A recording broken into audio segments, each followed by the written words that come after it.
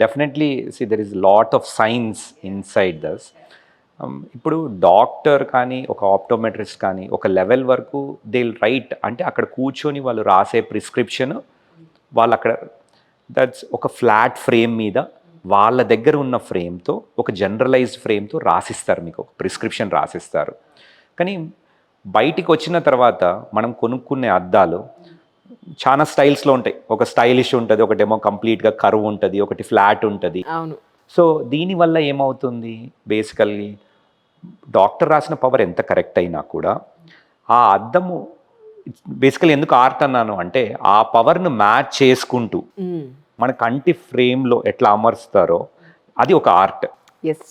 So అది సరిగా లేకపోతే డాక్టర్ ప్రిస్క్రిప్షన్ ఎంతైనా ఉండొచ్చు, మనం ఎంత మంచి ఫ్రేమ్ అయినా కొనుక్కోవచ్చు, లెన్స్ అయినా కొనుక్కోవచ్చు, but it will not work towards the end అనమాట. సో మనకి ఇక్కడ ఏంటంటే బేసికల్గా ఈ పర్టికులర్ బికాస్ యు ఆస్క్డ్, ఈ పర్టికులర్ సెంటర్లో ఆ లెన్స్ డిస్పెన్సింగ్ అనే దాని మీద వీ హవ్ కాన్సన్ట్రేటెడ్ అనమాట మొత్తము. సో ఇప్పుడు మీరు అడిగారు అంటే నా ఫేస్కు ఏ ఫ్రేమ్ సూట్ అవుతుంది. ఇక్కడ స్పెషల్గా మేము ఒక జైస్ నుంచి ఒక మిషన్ ఉంది, విజుఫిట్ 1000 అని. సో బేసికల్గా ఇట్ టేక్స్ అనమాట, మన పిక్చర్ తీస్తుంది, 3 డైమెన్షనల్ పిక్చర్ తీసి ఆర్టిఫిషియల్ ఇంటెలిజెన్స్ యూస్ చేసి మీకు ఏ ఫ్రేమ్ సూట్ అవుతాయి అని ఒక డేటాబేస్ నుంచి ఇస్తుంది. సో వీ కెన్ యాక్చువల్లీ మన దగ్గర ఉన్న ఫ్రేమ్స్లో ఆ సైజులో ఉండేదన్నా, లేకపోతే డైరెక్ట్గా అది చూపించిన డేటాబేస్ నుంచి కూడా మనం ఆర్డర్ చేసుకోవచ్చు డైరెక్ట్గా. రైట్. చేసుకుంటూ కొంచెం టైం పడుతుంది కానీ బట్ మీకు కావాల్సినట్లు, మీరు ఇంతకుముందు అన్నారు పక్కకి ఎంత సైజు ఉంది, ఈ సైజ్ ప్రకారం కూడా ఒక ఫ్రేమ్ డేటాబేస్ నుంచి తీసుకొస్తుంది. ఇది కాకుండా కూడా we have tied up with a few companies అనమాట. సో అది 3 డైమెన్షనల్ చేసిన తర్వాత, ఒక 3D ఇమేజ్ క్రియేట్ చేసిన తర్వాత మేము కంపెనీకి పంపించి డైరెక్ట్గా ఫ్రేమే మీకోసం కస్టమ్ డిజైన్ చేసి తెస్తాం. Right. So it will become మీకు కంఫర్టబుల్గా కన్వీనియంట్గా వేర్ చేసేటప్పుడు అట్లా జారిపోకుండా ఉండడము. ఎవరికి ఒకరి నేసల్ బ్రిడ్జ్ కానీ, పక్కన మీరు చెప్పినట్లు ఈ టెంపుల్ అంటాం, ఆ టెంపుల్ సైజ్ కానీ అందరికీ ఏం కాన్స్టెంట్ ఉండదు. సో యూనివర్సల్గా ఏముందో అది దాని ప్రకారం చేస్తాం మనం. మనకు దొరికే ఫ్రేమ్స్లో కూడా డిఫరెంట్ టైప్స్ ఉంటాయి కానీ అంత కస్టమైజ్డ్ ఉండదు. సో ఫ్రేమ్స్ కస్టమైజేషన్ అనే ఒక సెగ్మెంట్ ప్రకారం దీన్ని చేస్తాం. అన్నిటికంటే మోర్ ఇంపార్టెంట్ దాన్ ఫ్రేమ్ మంచిగా ఉన్నా, డాక్టర్ ప్రిస్క్రిప్షన్ మంచిగా ఉన్నా, మన లెన్స్ డిస్పెన్సింగ్ ఇంతకుముందు చెప్పినట్లు పర్ఫెక్ట్ ఉండాలి. ఎగ్జాక్ట్లీ. ఇప్పుడు మల్టీఫోకల్ మనం తీసుకుంటే వాళ్ళు కరెక్ట్గా కనుక దాన్ని ఆ పాయింట్ని అదే ప్లేస్లో పెట్టలేదనుకోండి, ఎటు చూసినా బ్లర్గానే ఉంటుంది. ఒప్పుకుంటారా మీరు? అది బేసికల్గా మళ్ళీ అదే అంటే కొంతమందికి ఇది మీరు ఏదైతే మల్టీఫోకల్లో అంటున్నారో అంటే అది బేసికల్గా ప్రోగ్రెసివ్ గ్లాసెస్ అనమాట. కానీ ఇది ప్రోగ్రెసివ్ గ్లాసెస్ కాకపోయినా కూడా ఎవరికైతే హై మయోపిక్స్ ఉంటారో, లేకపోతే ఎవరికైతే హై సిలిండ్రికల్ పవర్స్ ఉంటారో, ఆస్టిగ్మాటిజం అని చెప్పాను కదా, వాళ్ళకు కూడా సెంటర్లో మార్క్ చేయకుండా పెడితే సేమ్ ప్రాబ్లమ్స్ వస్తాయి. సో ప్రోగ్రెసివ్ వాళ్ళకి ఎక్కువ రావచ్చు కానీ డెఫినెట్గా వీళ్ళు కూడా అంటే ఎవ్రీ అద్దం ఏదైతే డిస్పెన్స్ చేస్తారో అది యూజువల్గా కొంచెం మార్కింగ్స్ తీసుకొని చేసుకుంటేనే బెటర్ ఉంటుంది ఒకటి. సెకండ్ థింగ్ ఏంటి, ప్రోగ్రెసివ్ అద్దంలో ఇంకా ఎక్కువ ప్రాబ్లం వస్తుంది. ఇప్పుడు మనమున్న ప్లేస్లో అట్లా ప్రోగ్రెసివ్ అద్దాలు అట్లా తీసుకున్నా కూడా ఈ మార్కింగ్ ఏదైతే ఉంటుందో ఇట్స్ కంప్లీట్లీ ఆటోమేటెడ్ ఉంటుంది. మీరు ఫ్రేమ్ పెట్టుకున్న తర్వాత ఇట్ ఆటోమేటికల్గా ఒక మిషన్ ముందర, ఆ 3D మిషన్ ముందర నిల్చుంటే ఆ అద్దము పట్టి ఎక్కడ రెస్ట్ అయింది మీ నోస్ మీద అది ఒక రీడింగ్, ఎంత టిల్ట్ ఉంది మీ ఫ్రేమ్కు అనేది ఒక రీడింగ్, ఎంత వ్రాప్ అయింది మీ ఫేస్ అంటే వ్రాప్ యాంగిల్ అంటాము, ప్యాంటోస్కోపిక్ టిల్ట్ అంటాము, ఇవన్నీ రీడింగ్స్ తీసుకొని క్యాల్కులేట్ చేసుకొని కస్టమ్గా డిజైన్ చేస్తాం లెన్సెస్. సో మీరు ఏదైతే చెప్పారు కదా ఇట్లా పక్కకు చూస్తే బ్లర్రీగా ఉంటుంది, అటు పక్కకు చూస్తే బ్లర్రీగా ఉంటుంది, దాన్ని చాలా మటుకు తగ్గించేసేయచ్చు అప్ టు 70 to 80% వరకు. యూ కెన్ మెయిన్ ప్రోగ్రెసివ్లో ఉన్న ప్రాబ్లమే పక్కన చూసే విజన్ కొంచెం డిస్టర్బ్డ్ ఉంటుంది.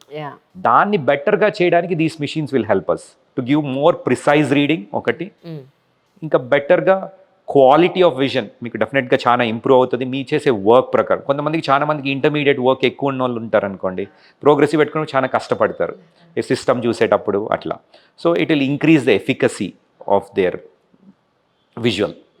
సో డెఫినెట్గా దాని మెయిన్ ఇంటెన్షన్తో పెట్టాం ఇది. That's really great sir. ఎందుకంటే డాక్టర్స్ జనరల్గా వీటికి కాస్త ఇది మనకెందుకు లేని వదిలేస్తూ ఉంటారు, బట్ మీరు దాన్ని కూడా కాస్త కాన్సన్ట్రేట్ చేయడం అనేది నాలాంటి వాళ్ళకి చాలా హ్యాపీగా ఉంటుంది. Thank you. అన్నీ ఒకే చోట దొరుకుతాయి కాబట్టి మళ్ళీ ఈ టెస్టింగ్ ఒక చోట ఇదొక చోట కాకుండా సో ఆల్ ఓవర్గా ఒకే చోట దొరకడం అనేది that's really great actually.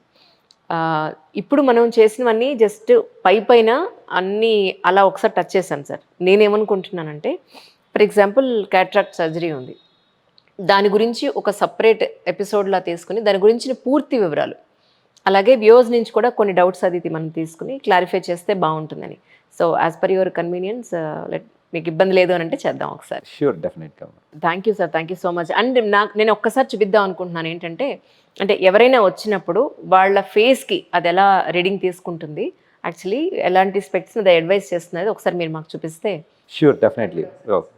Thank you sir, thank you so much once again. Please show it to us once. Yeah. So ఇప్పుడు మీరు చూస్తున్న మిషన్ ఆటో రిఫ్రాక్టోమీటర్ అంటారు. ఇది కొంచెము స్పెషలైజ్డ్ మిషన్. యాక్చువల్గా మామూలుగా మనం డాక్టర్ ఆఫీస్ దగ్గరికి వెళ్తే యూజువల్గా మీరు రీడింగ్స్ ఏవైతే ఉంటాయో ఆ రీడింగ్స్ జస్ట్ చూసిన తర్వాత మీకు టెస్ట్ అయిపోయిన తర్వాత రాసిస్తారు.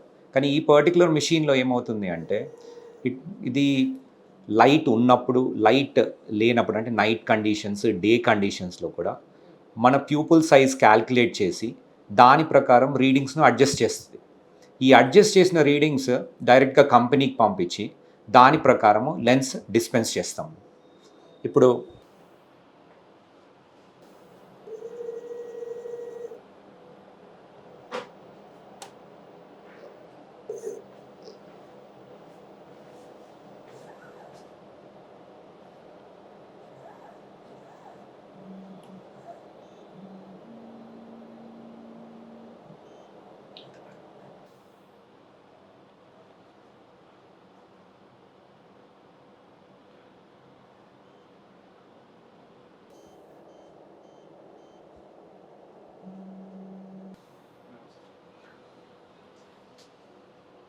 So it hardly takes 1 minute ఈ రీడింగ్స్ అన్నీ క్యాప్చర్ చేస్తాము. దీంట్లో just vision readings, refractive readings కాకుండా కూడా కార్నియా రీడింగ్స్, అంటే నల్లగుడ్డు మీద దాని క్వాలిటీ ఎట్లా ఉంది దాని రీడింగ్స్ తెలుస్తుంది. కంటి మీద టియోఫిల్మ్ ఎట్లా ఉంది దాని క్వాలిటీ ఒక 50% అసెస్మెంట్ కూడా చేసుకోవచ్చు. ఇది కాకుండా ఇంతకుముందు మాట్లాడినట్టు స్కోటోపిక్, ఫోటోపిక్ పీపుల్, అంటే లైట్ ఉన్నప్పుడు, లైట్ లేనప్పుడు మన ప్యూపుల్ సైజ్ ప్రకారము మనం రాత్రి వెళ్తున్నప్పుడు గ్లేర్ ఎక్కువ వస్తుంది అంటాము. సో ఆ గ్లేర్ వచ్చే కండిషన్స్ కూడా అన్నీ క్యాల్కులేట్ చేసుకొని దాని ప్రకారం లెన్స్ డిస్పెన్స్ చేయడానికి పర్ఫెక్ట్గా ఇది రీడింగ్స్ తీసుకుంటుంది. ఇప్పుడు మనము విజుఫిట్ 1000 అంటే అది లెన్స్ డిస్పెన్సింగ్ యూనిట్ చూద్దాం. ఇప్పుడు మనము విజుఫిట్ 1000 అన్న మిషన్ చూస్తున్నాము.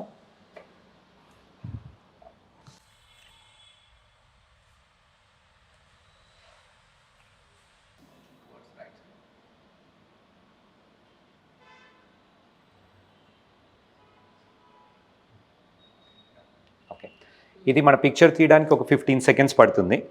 దాని తర్వాత మీరు టీవీలో చూసినట్లు క్యాప్చర్ చేసినట్లు మన పిక్చర్ ఉంది. ఈ టైం పీరియడ్లో ఇట్ ఇస్ క్యాల్కులేటెడ్ అన్ని రీడింగ్స్ మనం ఇంతకుముందు మాట్లాడాము, వ్రాప్ యాంగిల్ అని, ప్యాంటోస్కోపిక్ టిల్ట్ అని, అవన్నీ క్యాల్కులేట్ చేసింది. ఇంతకుముందు మేము ఇంటర్వ్యూలో చెప్పినప్పుడు మీరు అన్నారు మార్కింగ్స్ తీసుకుంటారు అని చెప్పి.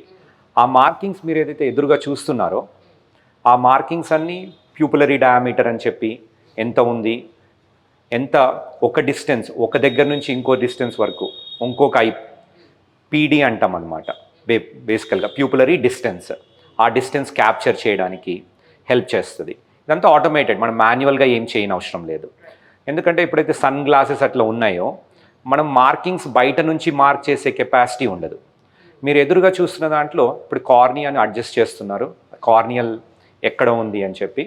అది అడ్జస్ట్ చేసిన తర్వాత ఇది మనకు ఈ కార్నియా దగ్గర నుంచి మన ఫ్రేమ్ ఎంత డిస్టెన్స్లో ఉంది అనే దాని ప్రకారం కూడా ఒక రీడింగ్ వస్తుంది. ఇందాక మనం మాట్లాడుకున్నట్లు టెంపుల్ సైజ్ అన్నారు కదా, ఎక్కడ పెడితే టెంపుల్ కరెక్ట్గా ఫిట్ అవుతుంది చూసుకొని దాని ప్రకారం అడ్జస్ట్ చేస్తున్నాం. ఇక్కడ ఏమైనా హెడ్ టిల్ట్ ఉన్నా కూడా కొంచెం కరెక్షన్ చేసుకోవచ్చు. కరెక్షన్ చేసిన తర్వాత ఒక 3-dimensional ఇమేజ్ ఇస్తుంది. సో దీన్ని అవతారం అంటాం మనము. ఇప్పుడు మీరు ఎదురుగా చూస్తున్నది నా ఇమేజే, ఇట్స్ 3D అవతార్. ప్రస్తుతానికైతే ఏమీ ఫ్రేమ్ లేదు అక్కడ. సో ఇక్కడ మనము ఆర్టిఫిషియల్ ఇంటెలిజెన్స్ యూజ్ చేసి నా పర్టికులర్ ప్రిస్క్రిప్షన్ ప్రకారము ఏ ఫ్రేమ్ బెటర్ సూట్ అవుతుంది అని చూసుకోవచ్చు. Right.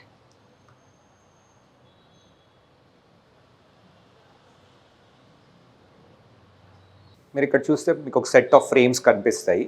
You can select either it's male female kind of frame select చేసుకోవచ్చు. చేసిన తర్వాత గివ్స్ ద రికమెండేషన్ అనమాట, మన మీద ఎట్లా ఉంటుంది అని చెప్పి. టాప్ నుంచి బాటమ్ వరకు మన ఏది బెటర్ అని చూసుకొని దాని తర్వాత సెలెక్ట్ చేసుకోవచ్చు. ఇక్కడున్న ఫ్రేమ్స్ ఏవైతే ఉన్నాయో మన డేటాబేస్ అంటే మన స్టోర్లో లేకపోయినా కూడా బయట నుంచి ఆర్డర్ చేసుకునేటట్లు ఆన్లైన్ కేపబిలిటీ ఉంది. అది కాకుండా కూడా ఇప్పుడు మీరు ఒక సెట్ ఆఫ్ ఫ్రేమ్స్ చూశారు, ఒక 5 ఫ్రేమ్స్ వరకు, మళ్ళీ ఇంటికి వెళ్ళి డెసిషన్ కాలేదు, ఇంకా ఇంటికి వెళ్ళి చూసుకోవాలి. సో ఈ పర్టికులర్ అవతార్ను మీకు ఈమెయిల్ చేస్తామన్నమాట. మీరు ఇంట్లో కూడా ఆ ఫ్రేమ్స్ ఏమేమి ఉన్నాయి, నేను చూసుకున్న ఫ్రేమ్స్ ఆ 5 or 6 ఫ్రేమ్స్ సెలెక్ట్ చేసుకొని ఇంటి దగ్గరే కూర్చొని ఆర్డర్ కూడా చేసేసాయి. ఎందుకంటే అది మన ఒపీనియన్ మీద కూడా డిపెండ్ అయి ఉండదు. మనం 10 మందిని అడుగుతాం మన ఇంట్లో ఇది ఓకేనా ఇది ఓకేనా అని. మనకు ఒకసారి ఇది కన్ఫర్మ్డ్ అనుకుంటే దాని ప్రకారం మనకి ఇట్లా హెల్ప్ అవుతుంది 3D అవతార్. ఇదే సార్ యాక్చువల్లీ నేను ఇందాక అడిగాను చూసారా, ఈ ఫ్రేమ్ కాకుండా నన్ను చాలామంది అడుగుతుంటారు ఈ ఒక్క ఫ్రేమ్ ఎందుకు వాడతారు అని. నేను మిగతా పెట్టుకున్నప్పుడు నాకు సూట్ అయినట్టు అనిపించదు. సో ఇప్పుడు నాకేంటంటే నాకు ఆప్షన్ తెలుస్తుంది, ఓకే రైట్ ఇదైతే ఎలా ఉంది ఇదైతే ఎలా ఉంది, ఒక ఐడియా వస్తుంది నాకు. యాజ్ యూ సెడ్ నేను మళ్ళీ ఇంటికి వెళ్ళిన తర్వాత కూడా చూసుకుని ఇంట్లో వాళ్ళని కూడా ఇది బాగుందని సెకండ్ ఒపీనియన్ థర్డ్ ఒపీనియన్ అడిగి then we can go for the better option కదా. అదే అంటే ఇప్పుడు మనం ఫ్రేమ్ సెలెక్ట్ చేసుకున్నప్పుడు కూడా యూ సెడ్ ఇప్పుడున్న మూడ్ వేరే ఉంటుంది, ఇంటికి వెళ్ళిపోయిన తర్వాత కూడా లేదు నాకు ఇది కాదు, కొంచెం బ్లాక్ కలర్లో ఉంటే బెటర్, వైట్ కలర్లో ఉంటే బెటర్, లేకపోతే కొంచెం పెద్దగా ఉంది చిన్నగా ఉంది. మన ఈ అవతారం మనం వేరే వాళ్ళతో కూడా షేర్ చేయొచ్చు. మన ఫ్రెండ్స్ ఉన్నారు వాళ్ళతో షేర్ చేసి ఇది ఎట్లా అనిపిస్తుంది నీకు అని కూడా అడిగిన తర్వాత కూడా వీ కెన్ డిసైడ్. సో ఇక్కడ ఉన్నవే కాదు, ఇన్ కేస్ మనం కలర్ మార్చుకోవాలన్నా కూడా అది కస్టమైజ్ చేసి ఇస్తానంటున్నారా మీరు? ఇది ఫ్రేమ్స్ కస్టమైజేషన్ కూడా ఉంది. ఫ్రేమ్స్ కస్టమైజేషన్ ఒక జర్మన్ కంపెనీతో కొలాబరేట్ అయ్యాము. సో బేసికల్గా ఇప్పుడు ఒక 3D ఇమేజింగ్ తీసింది కదా అవతార్, ఆ అవతార్ ప్రకారము ఎంత టెంపుల్ సైజ్ ఉండాలి, ఎంత విడ్త్ ఉండాలి, ఫ్రేమ్ మీకు రౌండ్లో కావాలా స్క్వైర్లో కావాలా, దాని ప్రకారము అక్కడ నుంచి ప్రింట్ అయ్యేది. ఇట్స్ బేసికలీ అక్కడ పిక్చర్ ఫ్రెండ్లీ మెటీరియల్తో. So in preservation of nature అని we have thought about it and then we're getting it directly అక్కడ జర్మనీలో అయ్యేసి ఇక్కడికి వస్తుంది. బట్ ద లీడ్ టైం ఒక 45 days పడుతుంది, కానీ those frames will be perfect. అంటే సార్ కొన్నిసార్లు ఏమవుతుందంటే ఒకసారి సైట్ మనకి చెక్ చేయించుకున్న తర్వాత విత్ ఇన్ ఏ మంత్స్లోనే మళ్ళీ ప్లస్ అవుతుంటుంది, కొన్ని పాయింట్స్ యాడ్ అవుతుంటాయి. అది అలాంటి మైన్యూట్ పాయింట్స్ కూడా మనకి ఇక్కడ కరెక్షన్ అవుతుందా? అంటే ఇప్పుడు లెన్సెస్ మీరు మాట్లాడేది లెన్స్ గురించి. ఇప్పుడు లెన్సెస్లో యూజువల్గా మనం అన్లెస్ మనం రిఫ్రాక్షన్ చేసి అంటే డాక్టర్ దగ్గర చూపిస్తేనో ఆప్టోమెట్రిస్ట్ దగ్గర చూపిస్తేనే మనకు ఐడియా వస్తుంది అంటే బేసికల్గా పెరిగిందా లేదా అని చెప్పి. యూజువల్గా వెరీ లెస్ ఛాన్సెస్, ఒక 1 monthలో పెరిగే అంత ఛాన్సెస్ ఉండవన్నమాట. ఒకవేళ పెరిగినా కూడా that will not affect your vision. ఒకవేళ రియల్గా మీకు అది ప్రాబ్లమాటిక్గా ఉంది, it is something we can take back that and will issue a new lens for that. With in a month it will not be a problem. అంటే ఇప్పుడు కొన్ని lenses ఉంటాయి తొందరగా, మీరు చాలా హై అండ్ లెన్స్ కొనుక్కున్నారు, తొందరగా స్క్రాచెస్ పడిపోయాయి దాంట్లో, so you are not happy అనుకోండి, you can come back with in 6 months, you can exchange it, new lens ఇస్తాము, అట్లా కూడా ఉంటుంది. ట్రూ. కానీ కొంతమంది చెప్తారు స్క్రాచ్లెస్ గ్లాసెస్ అండి ఇవి అని చెప్తారు, లెన్సెస్ అని చెప్తారు, కానీ but most of the times పడకుండా ఉండదేమో అనిపిస్తూ ఉంటుంది సార్. అసలు స్క్రాచ్లెస్ అనేదే ఉండదు. ఇట్స్ ఏ మెటీరియల్ అయినా, ఇంతకుముందు కాలంలో గ్లాస్ వాడేవాళ్ళం మనం ఒకప్పుడు, కానీ అది హెవీగా ఉంటుంది బ్రేక్ అవుతుంది అని చెప్పి ఇప్పుడు మనం ఏం చేస్తున్నాము, గ్లాస్ వాడే బదులు ప్లాస్టిక్ వాడుతున్నాం. ప్లాస్టిక్ మీద స్క్రాచెస్ చాలా ఎక్కువ వస్తాయి. సో ఆ స్క్రాచెస్ను తగ్గియడానికి బేసికల్గా స్క్రాచ్ ప్రూఫ్ కాదు, స్క్రాచ్ రెసిస్టెంట్ ఒక లెవెల్ వరకు. సో మన యూజబిలిటీ బట్టి కూడా ఉంటుంది. మనము వెళ్ళి ఇప్పుడు కార్లో పక్కన పెట్టేయడము, డాష్ బోర్డ్ మీద పెట్టడము, ఎక్కువ ఎక్సెసివ్ సన్లైట్లో ఎక్స్పోజ్ చేయడము దాన్ని, అంటే not when you're wearing it కాదు, జస్ట్ బయట అట్లా పెట్టేసి వదిలేస్తారు, మర్చిపోతారు. సో అప్పుడు లేకపోతే కొంతమంది పాకెట్స్లో పెట్టుకుంటారు, పర్స్లో పెట్టుకుంటారు, దాంతో రబ్ అయ్యి తొందరగా పోతుంది. మనం రీజనబుల్గా కేర్ తీసుకుంటే యూజువల్గా 1 to 2 years ఈజీగా వచ్చేస్తుంది. It depends on hour care. True. Thank you sir, thank you so much once again. చాలా వివరంగా మాకు చెప్పారు. బట్ యాజ్ ఐ సెడ్ మనం ఇన్ డీటెయిల్డ్గా నెక్స్ట్ టైం ఈచ్ టాపిక్ మీద తీసుకుంటే బాగుంటుందేమో అని నా ఉద్దేశం. తప్పకుండా madam. Thank you sir, thank you sir, thank you so much sir.